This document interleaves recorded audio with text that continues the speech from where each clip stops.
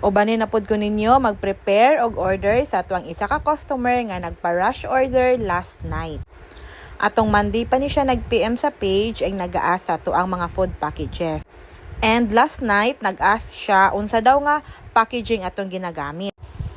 And so nag-send ta sa to ang mga sample pictures and good news giganahan si ma'am so nagpa-book siya kay iya daw ginatanaw ang presentation since iya lang ni siyang i-gift sa iyahang friend. Sa catering business, dili jud lami lang ang basihan. Because the truth is, before pa matilawan sa atong customer ang atong food, nana na sila first impression. And that is the packaging and presentation. Mo jud ni ang una nila makita. Kung limpyo, organized, or kung gwapo tan-awon. Automatic, ma-excite jud na sila mo try. Kay diba, ang mata jud baya mo'y una mukaon.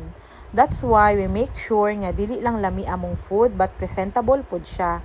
From the packaging to the way we arrange every meal. Gi-effortan jud na namo. Because good presentation builds trust. It shows nga we care, dili lang sa lasa, but sa overall experience sa customer.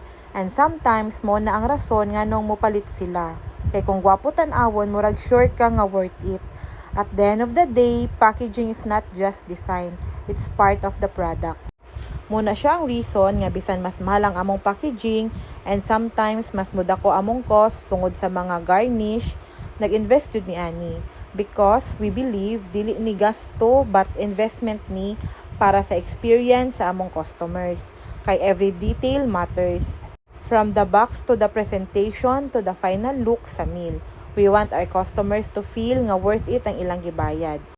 And when they see it, before pa nila matilawan, kabalo na sila. This is something special. And once again, this is Yan's Foods, Lechon and Catering, bringing you another kitchen story.